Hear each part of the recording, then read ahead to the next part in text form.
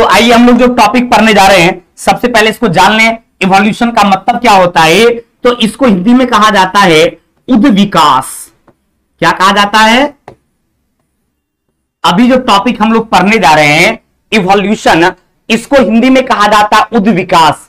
यानी इस टॉपिक में हम लोग पढ़ेंगे इवोल्यूशन के बारे में, उद्विकास के बारे में, कि किस तरह से आदि मानव में विकास हुआ, किस तरह से इस ब्रह्मांड की उत्पत्ति हुई, किस तरह से इस पृथ्वी का उत्पत्ति हुआ, कैसे सूर्य का निर्माण हुआ, किस तरह से यहां पर जलीय जीव का उत्पत्ति हुआ, और आज हम और आप जो बड़े बड़े जीव जंतु हैं इस कदर इस रूप में हम लोग पहुंच चुके हैं, इसी के बारे में इस टॉपिक में पढ़ना है।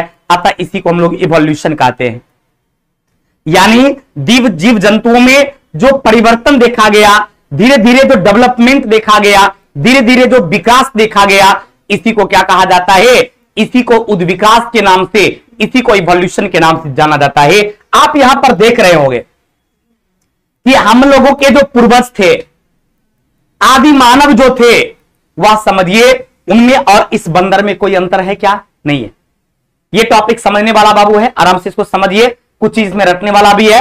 आज हम लोग इसको पढ़ेंगे और फिर कल भी पढ़ेंगे। ये 2 दिन का टॉपिक है, थोड़ा सा बड़ा है। आज और कल 2 दिन हम लोग लगातार इस पर डिस्कस करेंगे, तब जाकर ये टॉपिक आपका क्या हो जाएगा? समाप्त हो जाएगा। इसलिए इसमें घबराना नहीं है, ये 1 दिन का मामला इसमें नहीं है बाबू, क्योंकि बहुत सारा टॉपिक हम आपको पहले बता दिए। कुछ टॉपिक ऐसा भी होगा 10 मिनट में भी खत्म हो जाएगा, जो बहुत छोटा सा टॉपिक है। कुछ बहुत बड़ा भी है, नहीं कुछ मीडियम भी है। ये आपका मीडियम में है, जिसमें आपका 2 क्लास चलेगा कम से कम, इसलिए हरबाना इसमें नहीं है। और आपके एग्जाम से पहले आपकी हम सिलेबस खत्म कर देंगे, इसका हम आपसे वादा किए हैं और वादा हम पूरा करेंगे, चाहे वो क्वेश्चन डिस्कशन हो, चाहे वो आपका सिलेबस हो। बीच में थोड़ा सा दुर्गा पूजा का छुट्टी रहेगा, हो सकता है 7 दिन 8 दिन का छुट्टी दुर्गा पूजा कर रहे, इसमें टेंशन बहुत ज्यादा लेने की आवश्यकता नहीं है। लेकिन दुर्गा पूजा के बाद जैसे ही आएंगे तो समझिए दीपावली से पहले आपकी पूरी सिलेबस क्या हो जाएगी? कंप्लीट। अभी भी लगभग 10 से 12 दिन है आपकी दुर्गा पूजा के आने में, तो 12-15 दिन में लगभग आपका खत्म हो जाएगा। 2-4 टॉपिक बचेगा, तो दुर्गा पूजा के बाद पढ़ के हम लोग निश्चिंत हो जाएंगे। इसके लिए बहुत ज्यादा टेंशन तुम लोगों को नहीं लेना है कि कोर्स कब खत्म होगा, क्या होगा, नहीं होगा, कुछ नहीं। जब हौसला ही बुला लिया ऊंची उड़ान का, फिर देखना फिजूल है कदम आसमां का। इसलिए मेरे दोस्त एकदम नहीं देखना है कब की होगा, जो होने को होगा वही होगा। हम लोगों का काम है पढ़ना, हम लोगों का काम है वर्क करना, हम लोग करेंगे। क्लियर? चलिए, तो आपसे हम बात करते हैं इवोल्यूशन के बारे में। हम आपको बताए कि आप इस आदि मानव को देखिए, इसका मतलब आपके जो पूर्वज थे वह एक जानवर की तरह थे, वह बंदर ही थे। ये आदि मानव धीरे धीरे उनमें विकास हुआ, और आप देख रहे होंगे पहले वो बिल्कुल जानवर की तरह, बंदर की तरह झुककर चलते थे। जब धीरे धीरे वो पेड़ से फल को तोड़ने लगे, नहीं ऐसे करके चलने लगे, तो उनकी रीढ़ की हड्डियां जो है वो धीरे धीरे सीधी हो गई, और वह देख रहे होंगे वह थोड़ा सा सीधा हुए, फिर थोड़ा हो गया, उसके बाद तो वह बिल्कुल स्ट्रेट हो गए। और ये फिगर उस समय का है जब आपने प्राचीन भारत का इतिहास पढ़ा होगा, जब लोग पत्थर का डंडा बनाते थे और उस पत्थर के डंडा से क्या करते थे? जानवरों को पीटते थे। पत्थर का औजार रहता था, पत्थर का हथियार रहता था, उसी से जानवर को पीट पीट कर मारते थे और अपना वह किसी तरह से भोजन चलाते थे। यह सेशन वो है जब आदि मानव फल फूल खाकर किसी तरह से अपना जीवन व्यतीत करते थे। कंद मूल घास सत्ता पत्ता दिस दैट खाकर वो काम करते थे। लेकिन ये वो जमाना है जिसमें कंदमूल के साथ साथ लोगों में ये बुद्धि हो गया था कि जानवर को मारकर भी खाएं। अब चूंकि उतना फल फूल कंदमूल, दिन प्रतिदिन जनसंख्या बढ़ती जा रही थी, तो भाई उतना कंदमूल फल फूल कहां से आएगा भाई? नहीं, तो इसके लिए क्या हुआ कि उन लोगों ने जानवर को भी मारकर खाने लगे। तो उसके लिए बड़का बड़का डंडा पत्थर के औजार बनाते थे और उसी से पीट पीट कर क्या करते थे? जानवर को मार देते थे और उसी कच्चे मांस को खाते थे। फिर क्या हुआ? जब ये सेशन समाप्त हुआ तो फिर आगे क्या हुआ? कभी कभी जंगल में आग लग जाती थी, तो आग लगने से जानवर जल जाते थे, जानवर की मौत हो जाती थी। तब वो जानवर को क्या करते थे? जो जला हुआ जानवर होता था, जो मरा हुआ जानवर होता था, उसकी मांस को खाते थे। अरे शिकार करने निकला, मान लिया जाए जानवर नहीं मरा तो क्या होगा? चलो भाई, जो कैसे आप रेस्टोरेंट में खाना खाने निकले, मान लिया जाए सपोज कीजिए रेस्टोरेंट में जो है उस दिन बंद है, तो क्या कीजिएगा? भूखले रह जाइएगा? भूखल तो नहीं रहेंगे। तो हम लोग क्या करेंगे? रेस्टोरेंट बंद है तो कोनो होटले में खा लेंगे, होटलों बंद है, ठेला पर कहीं गुपचुप से बना रहा है, कहीं लिट्टी सिंगारा बना रहा है, छोले भटूरे है, कहीं खा के पेट की क्षुधा मिटाए, चूरे चक्की खा ली, कुछो खा लिए। तो उसी तरह से हमारे जो आदि मानव थे उनके साथ भी यही प्रॉब्लम था कि वो जो हमारे आदि मानव थे वो क्या थे, वह एज ए जानवर ही समझिए थे, नहीं उनमें उतनी बुद्धि विवेक नहीं थी। वो पत्थर से जानवर को मारकर काटकर वो भोजन ग्रहण करने का काम करते थे। लेकिन धीरे धीरे क्या हुआ, किसी कारणवश ऑटोमेटिक जंगल में आग लग गया। तो जब जंगल में आग लग गया तब उन्होंने देखा, अरे भाई जब जंगल में आग लग गया तो अब क्या होगा, तो जानवर सब जल गया, जानवर सब भाग गया। तो जो जला हुआ जानवर था उसी को वो धीरे धीरे क्या करने लगे, खाने लगे। उनका मांस उनको बहुत अच्छा लगने लगा।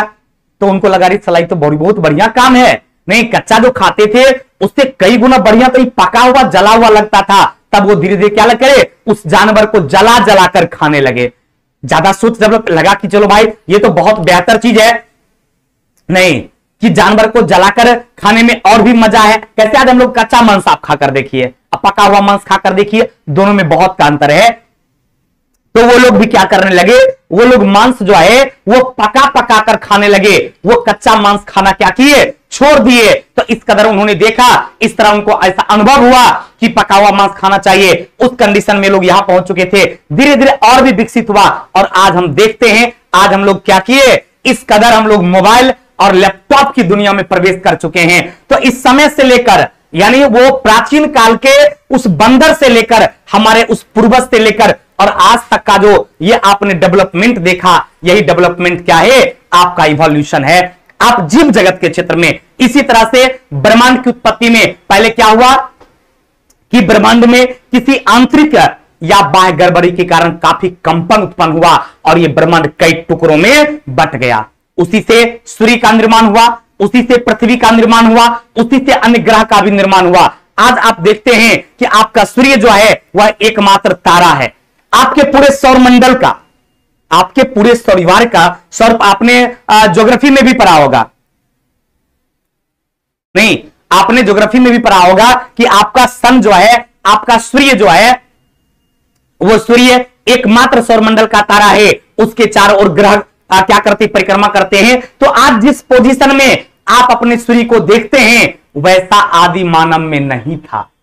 हमारे आदि मानव में इस तरह की बातें नहीं थी। हमारे आदि मानव के समय जो सूर्य था वह इस रूप में नहीं था। उस समय जो वह जलता हुआ गोला था उसको नेबुला कहा जाता था। फिर धीरे धीरे उस नेबुला में क्या हुआ, फ्रिक्शन पैदा होने के कारण सूर्य में और भी उष्मा निकलने लगा, उसको प्राचीन सूर्य कहा जाता था। फिर धीरे धीरे क्या हो गया, उसमें और भी परिवर्तन हुआ। तो इस तरह से हम सूर्य के बारे में भी, पृथ्वी के बारे में भी हम बारी बारी से क्या करेंगे, पढ़ेंगे।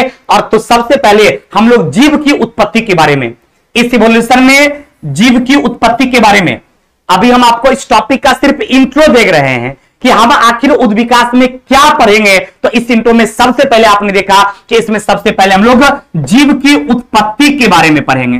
किसके बारे में पढ़ेंगे, जीव की उत्पत्ति के बारे में पढ़ेंगे।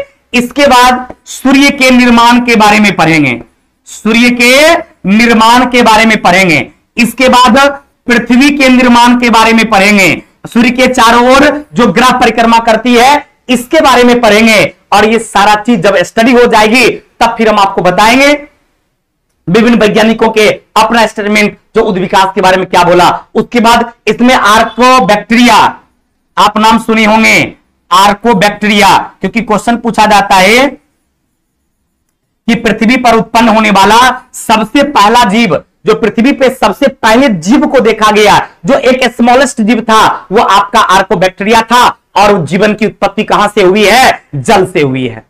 आप इसी टॉपिक में आगे आप पढ़ेंगे, इस सेकंडों का टॉपिक नहीं बाबू, नहीं, एकदम गौर करेंगे। सबसे पहले इसमें जीवन की उत्पत्ति के बारे में, फिर सूर्य के बारे में, पृथ्वी के बारे में, इस आर्कोबैक्टीरिया के बारे में, डायनासोर के बारे में। क्योंकि कुछ जीव जो है इस पृथ्वी से क्या हो गया, उत्पत्ति तो हुआ लेकिन वो विलुप्त भी हो गया। उस कौन में से जो ही काल में, कई बार परीक्षा में सवाल पूछा जाता है कि डायनासोर की उत्पत्ति कब हुआ था, तो मेसेजोइक काल में। इन सारे पॉइंट्स पर हम चर्चा करेंगे। जो लोग हमारे इस पढ़ाने से पहले इस टॉपिक को एक बार भी पढ़कर आए होंगे उनको ये सारी बात दिमाग में सेट हो गया होगा कि इस उद्विकास में इन सारे पॉइंट पर बारी बारी से चर्चा किया जाएगा। ये था इंट्रोडक्शन ऑफ इवोल्यूशन कि आखिर उद्विकास में हम क्या पढ़ेंगे, इसके बारे में आपने देखा, इसके बारे में आप जाना।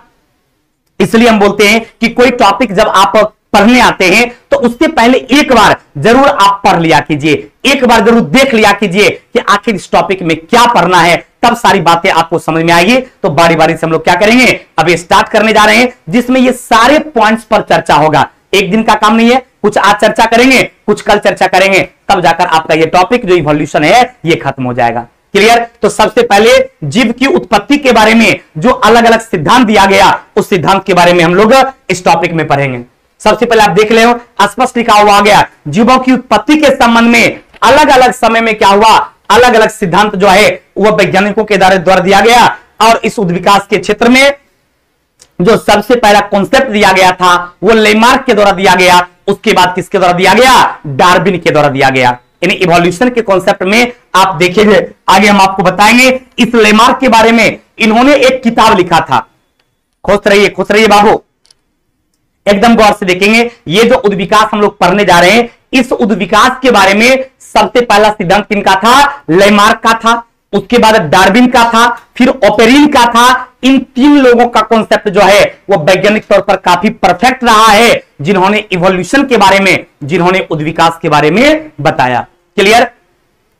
जिसमें शायद पहला कॉन्सेप्ट किनका था, तो सबसे पहला कॉन्सेप्ट लेमार्क का था। आपने किताब का नाम पढ़ा होगा, फिलोसफिक जूलॉजिक।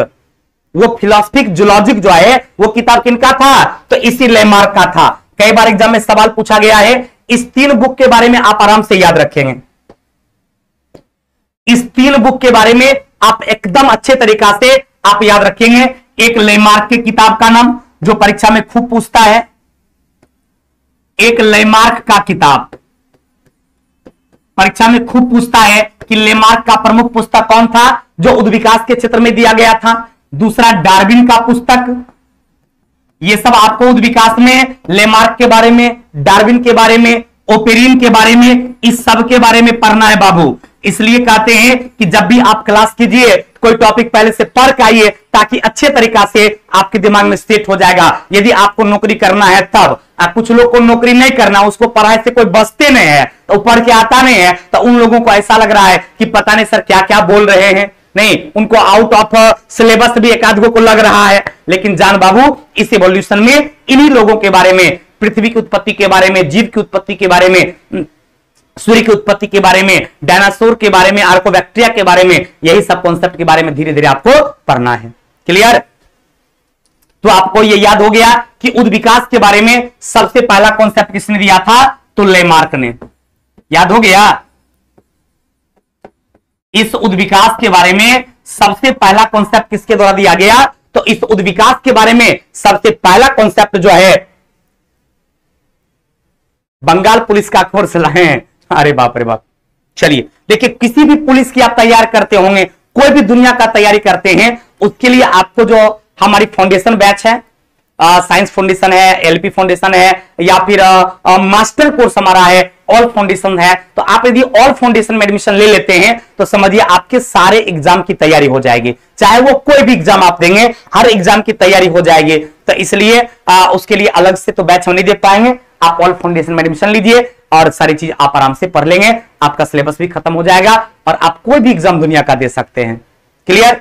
चलिए, तो आप इधर ध्यान देंगे। तो हम आपको बता रहे थे कि उद्विकास के बारे में सबसे पहला कॉन्सेप्ट किसने दिया था, लेमार्क के द्वारा।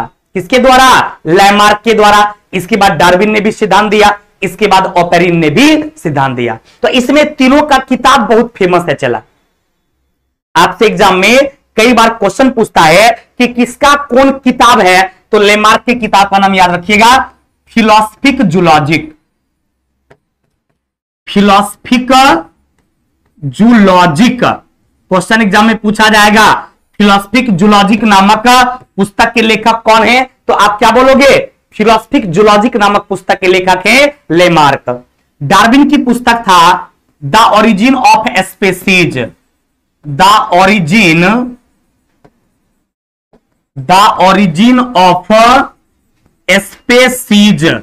परीक्षा में सवाल पूछेगा द ओरिजिन ऑफ स्पीसीज के लेखक कौन है, तो आप क्या बताओगे, डार्विन है। फिलोसफिक जूलॉजी के लेखक कौन है, लेमार्क है। और ओपेरिन की किताब थी the origin of life. The origin of life. ये तीनों बुक बहुत फेमस है, ये तीनों किताबें बहुत फेमस है, जो बार बार एग्जाम में पूछता है। अतः हम आपसे आशा रखेंगे कि आप ये सारा नाम जो है याद कर लें, ताकि एग्जाम में जब आपसे सवाल पूछा जाए तो आप अच्छे तरीका से इसका जवाब दे पाए। तो क्लियर हो गया। अब फिलोसफिक जूलॉजी के लेखक कौन हो गए? लेमार्क हो गए।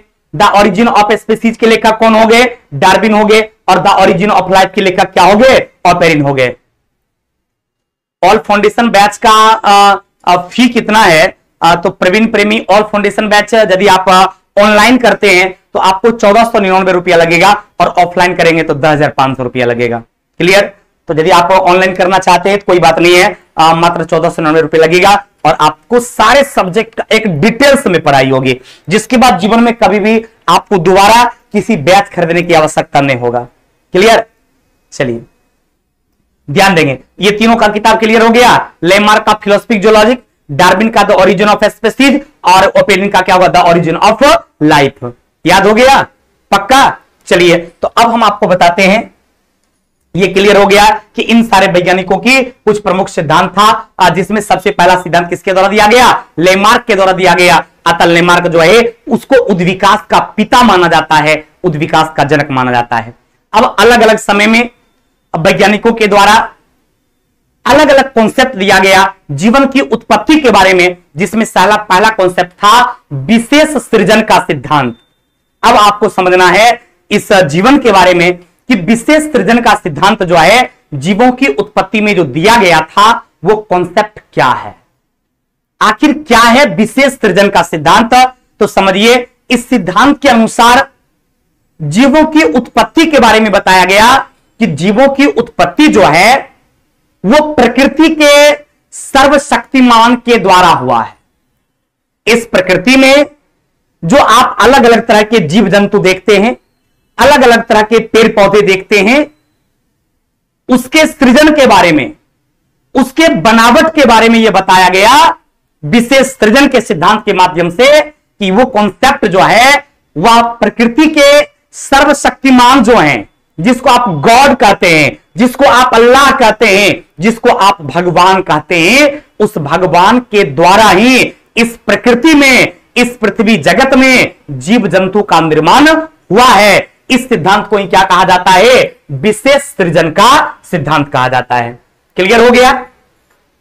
कोई कंफ्यूजन? चूंकि सबसे पहले हम लोग विशेष सृजन के सिद्धांत यानी जीवन की उत्पत्ति के कॉन्सेप्ट के बारे में पढ़ेंगे, फिर सूर्य के बारे में, फिर पृथ्वी के बारे में, फिर अन्य के बारे में हम लोग पढ़ेंगे। तो सबसे पहले आपने देखा कि क्वेश्चन एग्जाम में पूछा जाएगा कि जीवों की उत्पत्ति के संबंध में सबसे पहला सिद्धांत कौन सा दिया गया था? उसका नाम क्या था? विशेष सृजन का सिद्धांत।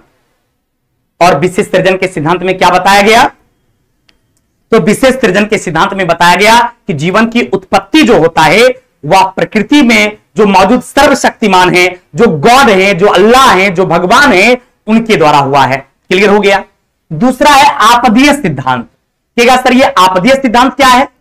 तो इस सिद्धांत में बताया गया कि पृथ्वी पर समय समय पर प्रलय आती है, कभी भूकंप आती है, कभी ज्वालामुखी का उद्भेदन होता है, कभी कोई आंतरिक और बाह्य आडंबर आती है, कभी तूफान आती है, कभी सुनामी आती है। तो इस प्रलय होने के बाद पृथ्वी पर क्या होता है? नए जीवों का सृजन होता है।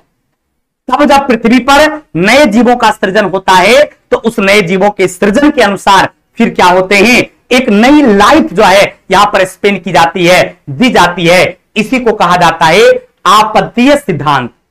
आपदा मतलब ये होता है कोई आपातकालीन घटना हो जाए, भूकंप आ जाए, ज्वालामुखी का उद्भेदन हो जाए, या अन्य कोई घटना हो जाए। और इस तरह की घटना जब होती है तो समय समय पर यहां क्या होती है? प्रलय आने के बाद प्रकृति में क्या होता है? नए सिरे से नए जीवों की उत्पत्ति होती है। और इसमें सपोर्ट किनको मिला था? जॉर्ज कुबेर को। क्वेश्चन एग्जाम में पूछा जाएगा कि आपदीय सिद्धांत जो है उसमें सबसे ज्यादा सपोर्ट या उनमें सबसे ज्यादा मान्यता किनका था? तो जॉर्ज कुबेर का था। इसके बाद दिया गया ब्रह्मांडीय सिद्धांत। नहीं कहिएगा सर, ये दो चीज समझ गए, एक विशेष सृजन का सिद्धांत आप समझ गए, दूसरा आप आपदीय सिद्धांत समझ गए। विशेष सृजन के सिद्धांत में बताया गया कि प्रकृति के जो फाउंडर हैं, सर्वशक्तिमान हैं, जो भगवान हैं, उसी के द्वारा उत्पत्ति। फिर आपने जब आपदीय सिद्धांत में देखा, आपदा के कारण समय समय पर पृथ्वी पर नए जीवों की उत्पत्ति होती है। और तीसरा आपका था ब्रह्मांडीय सिद्धांत। इसमें क्या बताया गया, यह सिद्धांत में सबसे ज्यादा सपोर्ट जो है वो आपके किनका था, ये आपका प्लूटो साहब का था ज्यादा सपोर्ट। उन्होंने कहा था कि समय समय पर क्या होता है, ब्रह्मांड में जो मौजूद पिंड है उसमें किसी कारण से बिखराव उत्पन्न होता है, वो कई टुकड़ों में बट जाता है, और ब्रह्मांड में जो मौजूद अन्य पिंड है जो कई टुकड़ों में बट गया है, उसी पिंडों के माध्यम से जीवों का निर्माण होता है। अतः इस सिद्धांत को क्या कहा गया, ब्रह्मांडीय सिद्धांत। जैसे पृथ्वी की हम बात करेंगे कि सर पृथ्वी का उत्पत्ति कैसे हुआ, तो आज से 4.2 बिलियन वर्ष पूर्व, आप यदि पृथ्वी की संरचना देख रहे होंगे, आज से 4.2 बिलियन वर्ष पूर्व जो था आपकी पृथ्वी जो है इसी तरह जलते हुए एक मैग्मा के रूप में था। आपकी पृथ्वी जलता हुआ गैस के गोला के रूप में था। धीरे धीरे धीरे धीरे इस पृथ्वी में चूंकि कई खनिज पदार्थों से आपकी इस पृथ्वी का निर्माण हुआ है, तो उन सारे खनिज पदार्थों में क्या हो गया, हाइड्रोजन भी था। वो हाइड्रोजन क्या किया, आपके ऑक्सीजन के साथ जो आपके वायुमंडल में मौजूद है, इसके ऑक्सीजन के साथ निर्माण करके जल का निर्माण किया। अतः पानी जो है आपकी पृथ्वी पर या आपके ब्रह्मांड में उत्पन्न होने वाला सबसे पहला कंपाउंड है। उसके बाद वो नाइट्रोजन से रिएक्शन किया, हाइड्रोजन अमोनिया बनाया, यानी जल और अमोनिया जो है ये पहला यौगिक है जिसका निर्माण आपकी पृथ्वी पर हुआ है। क्लियर।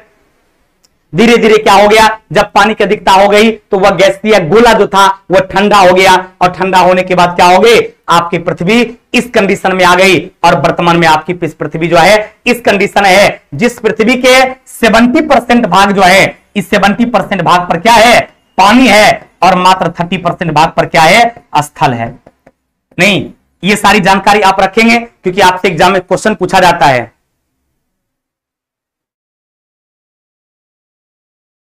आज ही होगा महासंग्राम ट्विटर पर। चलिए, जैसे हम क्लास आपका छोड़ेंगे आप ट्वीट करना स्टार्ट कर दीजिएगा आरआरबी एग्जाम के लिए, ग्रुप डी एग्जाम के लिए। चलिए ध्यान देंगे बाबू। तो क्लियर हो गया, आप आज जो पृथ्वी को देख रहे हैं इसके 70% हिस्सा पर पानी है और 30% हिस्सा पर क्या है, स्थल है, जिसमें हम आप सभी लोग निवास करते हैं। क्लियर। अगला है निर्जीव वस्तुओं से जीवन की उत्पत्ति का सिद्धांत। अब देखिए, निर्जीव वस्तु से जीवन पर जो सिद्धांत दिया गया है, इसमें प्लूटो और एरिस्टोटल का समर्थन ज्यादा मिला है। यानी इसमें क्या कहा गया कि इस पृथ्वी पर जो जीवन की उत्पत्ति हुई है वो निर्जीव वस्तु से हुई है। किससे हो रही है, इस पृथ्वी पर जो जीवन की उत्पत्ति हुई है वो निर्जीव वस्तु से हुआ है। और उनका स्पष्ट तौर पे मान्यता था कि जैसे मेढक की बात करेंगे या आप सांप की बात करेंगे, तो आपका मेढक और सांप का उत्पत्ति जो हुआ है वो कीचड़ से उत्पन्न हुआ है, ऐसा उनकी मान्यता था।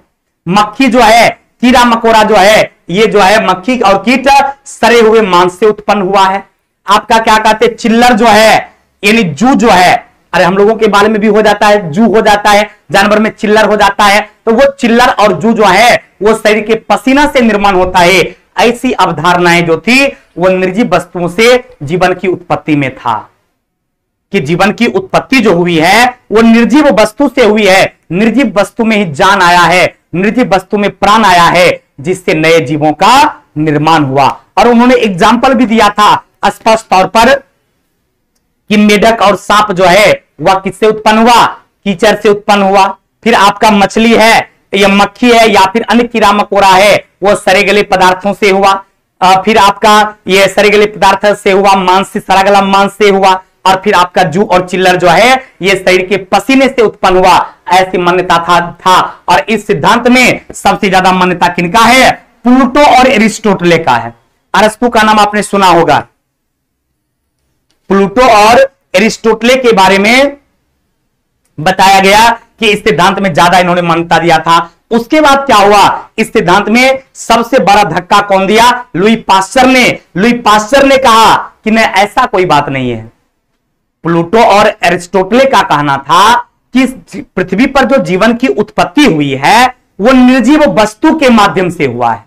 किसके माध्यम से, निर्जीव वस्तु के माध्यम से हुआ है। लेकिन लुई पास्चर ने कहा नहीं, ऐसा कोई बात नहीं है।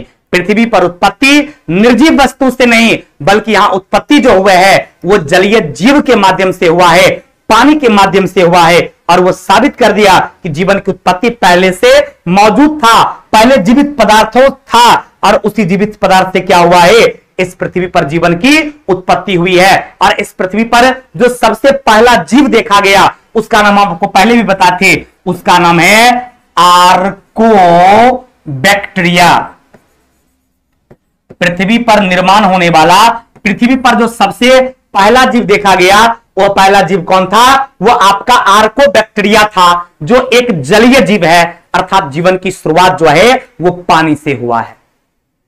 और सबसे पहला यौगिक जो देखा गया वो आपका पानी था और दूसरा अमोनिया।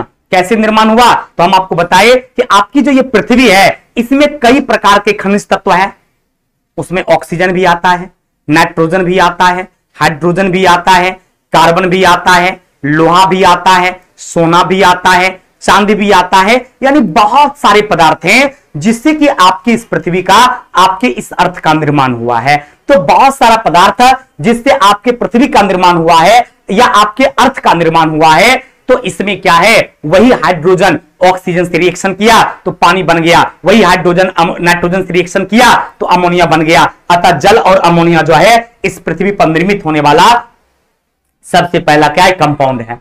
अगला सिद्धांत आपका है भौतिक रासायनिक सिद्धांत या आधुनिक सिद्धांत। ये जो आप आधुनिक सिद्धांत देखते हैं जिसको भौतिक रासायनिक सिद्धांत दिया गया, ये सबसे मॉडर्न सिद्धांत है और यही ओपेरिन के द्वारा दिया गया था। एक किताब अभी हम आपको याद करवाए थे, द ओरिजिन ऑफ लाइफ, याद है ना, अभी जस्ट 2-4 मिनट पहले आपको बताए थे। तो आप जो द ओरिजिन ऑफ लाइफ पढ़े हैं वो किताब किनका था, ओपेरिन का था। इसी ओपेरिन के माध्यम से, ये जो ओपेरिन वैज्ञानिक का नाम है, ये किताब लिखे थे द ओरिजिन ऑफ लाइफ, स्पष्ट लिखा हुआ है, आप यहां देख रहे हैं।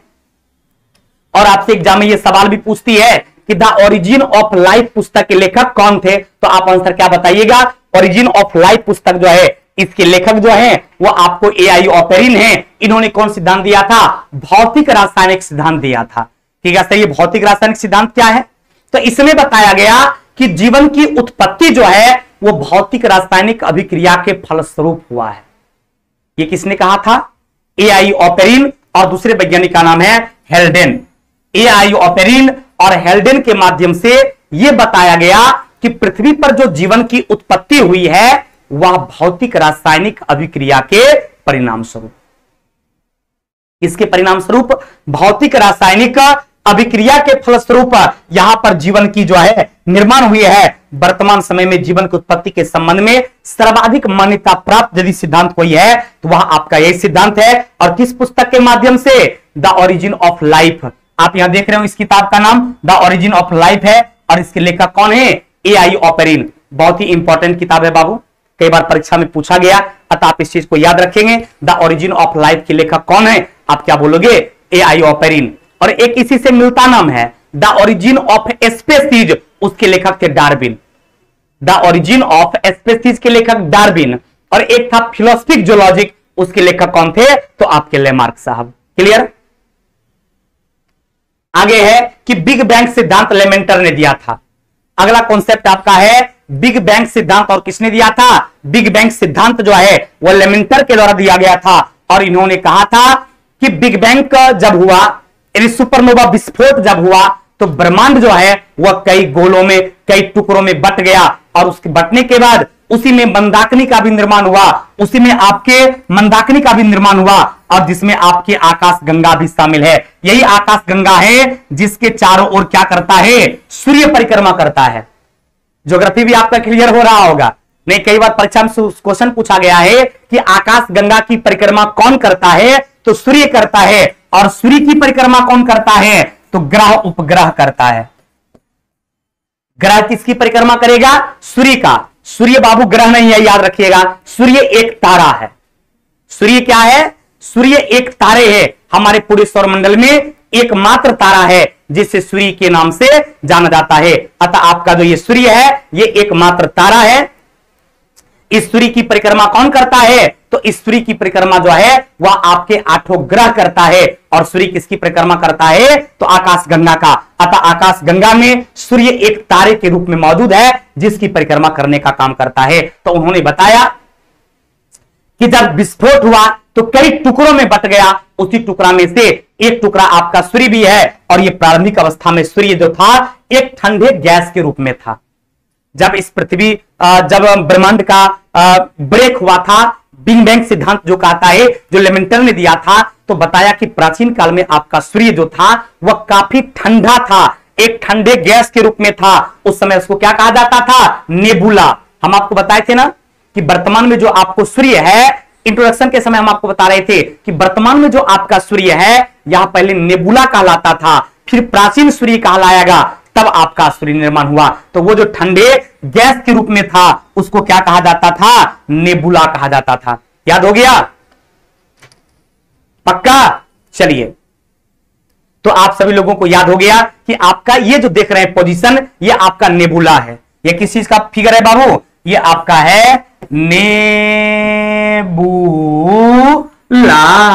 और नेबुला को ही क्या कहा जाता है? यह आपका प्राचीन सन जो है उससे भी पूर्व की स्थिति है, जब आपका सूर्य जो है वह ठंडे गैस के रूप में था। ये पोजीशन है जब सन जो है वह ठंडे गैस के रूप में था। ठंडे गैस के रूप में जब आपका सूर्य था तो उस समय उसको क्या कहा जाता था? नेबुला कहा जाता था। हुआ क्या कि नेबुला में जब आंतरिक ग्रेविटेशन हुआ, आंतरिक गुरुत्वाकर्षण हुआ, स्वाभाविक जब गुरुत्वाकर्षण होगा तो क्या होगा? घर्षण उत्पन्न होगा, फ्रिक्शन होगा, और जब फ्रिक्शन होता है तो क्या होता है? कोई चीज गर्म हो जाता है। आप ही अपना हाथ ऐसे ऐसे कीजिए, तो ऐसे ऐसे जब आप कीजिएगा तो आपका हाथ क्या हो जाएगा? गर्म हो जाएगा। तो फिर क्या हुआ? इस गुरुत्वाकर्षण बल के कारण घर्षण उत्पन्न होने लगा, और उस घर्षण से क्या हो गया? उष्मा की उत्पत्ति हो गई। और जब उष्मा की उत्पत्ति हुई तो वह गर्म होकर जलने लगा। उस सूर्य को क्या कहा जाता है? प्राचीन सूर्य कहा जाता है। उस सूर्य को किस नाम से जाना जाता है?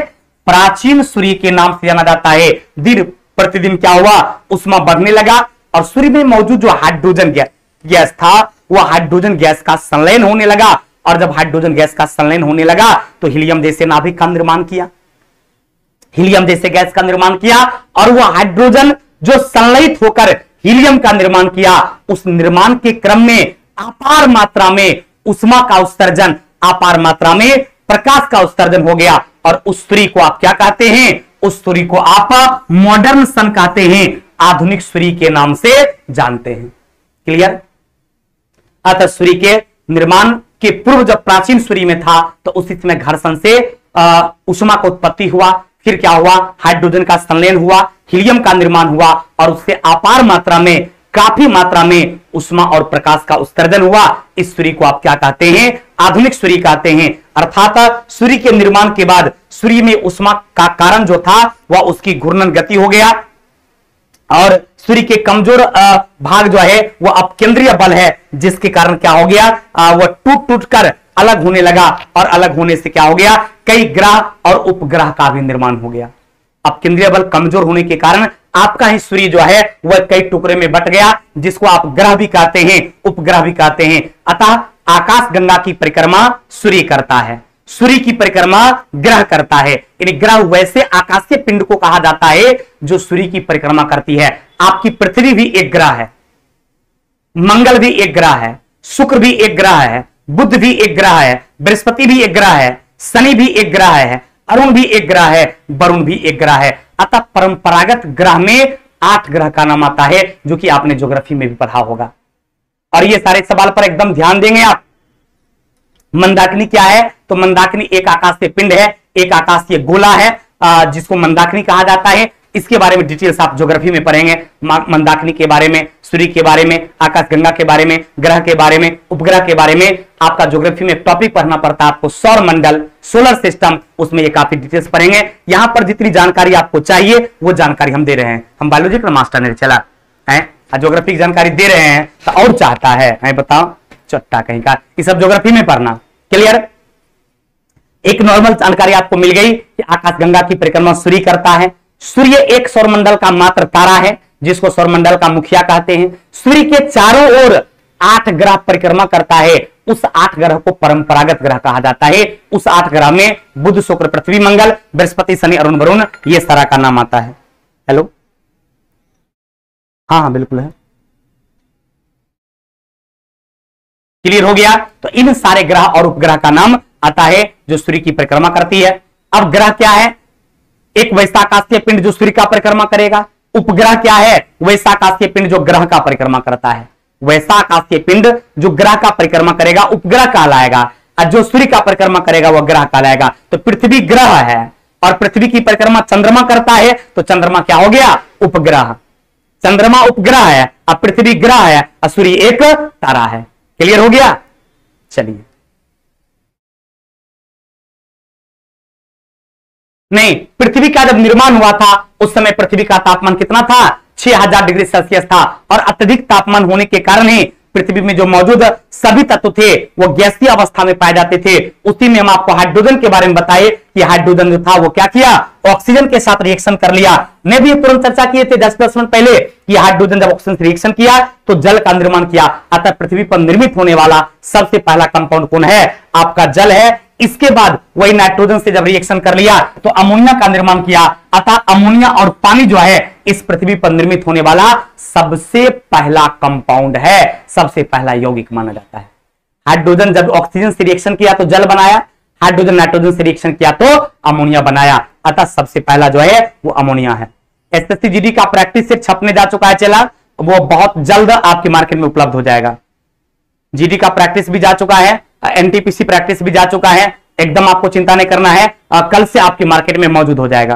क्लियर? कल से एकदम ऑर्डर कीजिए, दुकान पे जाइए और कल से किताब उठाइए। आज शाम तक पटना के मार्केट में आ जाएगा, कल से आपके मार्केट में हर जगह उपलब्ध हो जाएगा। ट्विटर का टाइम हो गया, चलिए तो ऐसा किया जाए, आज हम आपकी सेवाएं रोकते हैं।